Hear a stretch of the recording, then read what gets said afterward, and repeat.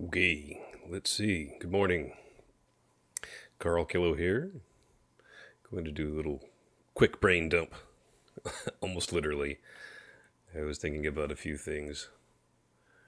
Over the as I was waking up today, and I figured I'd get them recorded down before I forgot and take a few notes. That way they don't just go fluttering away. So again, for those of you guys that may be joining me for these morning shows, they're going to be a little bit off the cuff, a little bit just spontaneous, seeing what I can get recorded, and because these are mostly for me, and then hopefully you can get something out of them too. And then the more refined products will definitely be in the light and dark synthesis series, where I do my deeper analysis and presentations. Okay, so this morning, let me check the live here, make sure it sounds good. Of course, this thing's not going to let me hit the volume control. Facebook is just really annoying sometimes. Well, we're just going to have to take that one on faith. It looks like it's going okay. Hope you guys can hear it. The studio looks good. Okay. Excuse me. Well, what did I want to talk about today? Well, today I woke up thinking a little bit about a couple of conversations that I had, and one made me think about how the brain works, and how it seems to be built on, it's like we've got this ancient brain, and we can look at the anatomy and the function compared to like reptiles. And reptiles will have a lot of these very basic structures with that allow them to get along in the world and to struggle and fight and lay their eggs and make more reptiles, especially lizards and snakes and things like that. And so they have this really basic structure, and let's take a quick look at it. So here, why does it fuzz out when I do that? All right, well, anyways, so this is the amygdala.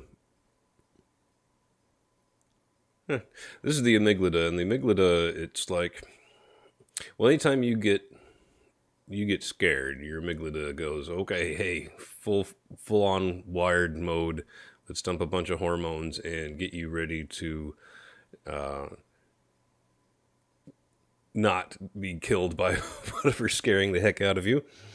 And this is why when you see your garden hose and you forgot you left it out there in the yard last night, and you're stumbling around and you can't see really well, and you see it out of the corner of your eye, and you go, snake, because there's something really deeply programmed into us to have a fear of snakes.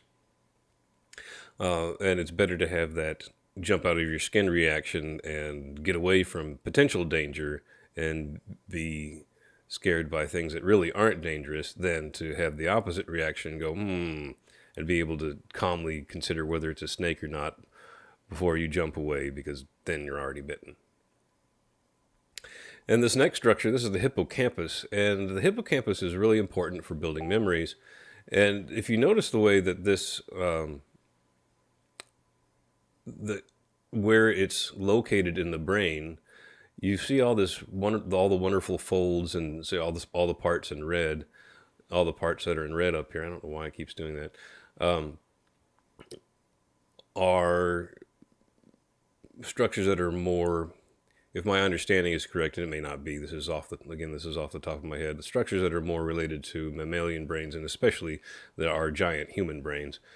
And so this is a plug-in from not just being able to, say your amygdala has a reaction against something because you got scared, and then you remember the time that you got scared, and then it's kind of your hippocampus's job to to transmit the information to the rest of your brain so that you can create a memory from it, and you can build, and then the rest of your brain makes a story about that memory. And that's why we find it really easy to remember stories. So we get triggered by some big emotion. A lot of the old lizard brain stuff, I like to call them, the amygdala and the hippocampus, are ancient structures, and they let us react really, really quickly, but they don't let us do any thinking, as we like to think about it, conscious thought.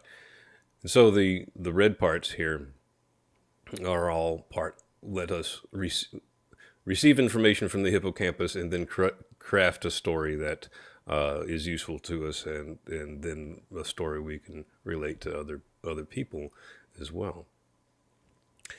And what got me thinking about that was I got in a conversation with I forgot who it was. It was one of my Facebook friends you might recognize. I don't want to call you out because well, that's not fair to you. And I don't mean call you out. I mean, I'm just using you as an example, and I don't.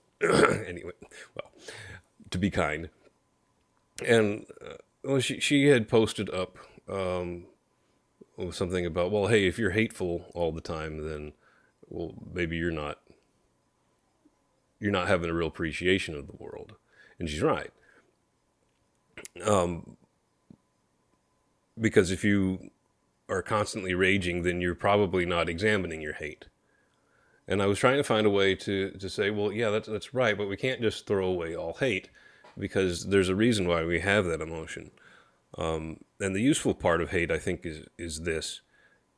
It allows you to recognize things that are truly unjust and to fight against them. So when you have some sort of negative emotion, especially hate or anger, it's really important to take those, well, we've always been told to count to 10, to take that time, and then after you get to 10, if you're not directly interacting with somebody, then really stop and consider what you were angry about. Because it's easy to rage and just be angry all the time, partly because it can actually feel good, believe it or not. But it's really a rough way to live your life. So what do you do? Well, if you examine your hate and you find that you were angry at something that was, truly wrong, like, someone just randomly punching somebody on the street would just be a random example. I mean, that's just plain wrong, and you should be angry at that. Or seeing someone be a victim of violence is definitely something we should always be angry at. Now, then what are you going to do with that anger? Well, if you use your anger to go perpetrate more violence because you got angry at the person that was beating up somebody else, then, well, you're not really doing yourself or them any favors, are you? But if you can examine the hate and you can then recognize that you were angry for a very specific reason, and then if your reason is that the other person is perpetrating injustice, you might be able to approach that person. Now, I'm not saying put yourself in physical harm trying to be the magical psychotherapist Jesus to everybody, because you got to realize that when someone else is raging out, they're not going to be reasonable at all either. But if they rage and you rage, then yeah, nothing happens. So hate's got some utility, and it allows us to see the things that are wrong in the world. But if you are constantly angry all the time, then you're really not using your hate properly at all. Because there's no reason to be angry all the time. Because if you are properly aligned with the world, you shouldn't be angry that much. And I think that was the useful part of her message, is that if you are, well, doing the right things, I like to use the phrase of being aligned with the world, and then you're not angry that much. And when you are angry, it's something that really stands out, and that gives you some guidance on how to be helpful and useful. Now, lastly, I had a few conversations with a lot of the crypto guys that keep on trying to sell me their stuff. And hey, I'm fine with that, but I think there's a lot of new traders out there, and a lot of them they're really not truly prepared for risk, I don't think. And it's because, especially guys, and if you find something that works with great consistency, and buy and hold crypto seems to be a pretty good deal right now, because they keep spiking up, and then you just sell into the spike. When that happens, you don't know. But if you go into a trade without some sort of idea of, well, when you're going to get out of it, then it tends to eat at your trader's emotions. And that makes it, and you become emotionally invested in whatever you're happening to hold at the time, waiting for it to come back. And that's really not a strategy at all. So I really highly recommend, if you're a crypto guy, you read Reminiscences of a Stock Operator. It's the story of a trader in the pre-World War I era, and his boom and bust cycle that he went through about 4 different times. The man's name's escaping me. Well, it'll come to me. But read the book. It's something that just about every professional trader reads, and I've been doing this for a long time. So make sure you're not just fooling yourself. I think, now, you don't have to necessarily read the Black Swan, although I do think it's a very interesting book. But if you're not aware of hidden risk in the market, and the concept of the Black Swan is something that you never actually see until it happens, and big market risk is usually like that. The 1987 crash, people didn't see coming. The onset of the 29 crash blinded everybody. Almost no one saw the beginnings of the 2007-2008 mortgage-driven correction either. And I think we're getting to the point where everyone's quite exuberant, especially about crypto. And I think the big fear for you guys to know about is crypto is all basically trades against the dollar. You're making a bet against the dollar when you buy crypto. Now, I think that's a good long-term investment, but you better be really sure you're ready for some volatility, because when people start getting scared in the other financial markets, the dollar is still going to be the place where people run to. It's stable and it's safer than anything else at this point, and people have not been trained to trust in anything like crypto.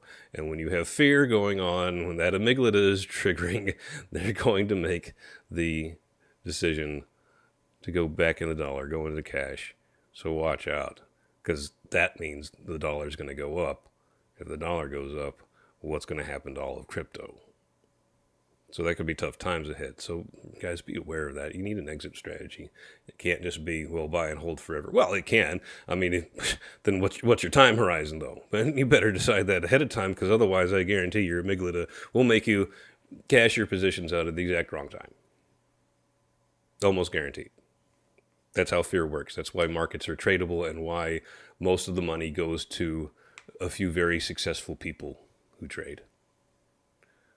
Okay, well, I think that's it for this morning. Hope that was useful for you guys. Again, these are just going to be more free flow thoughts, and my other productions will be a little bit more constructed, I guess. Okay, have a good day, guys.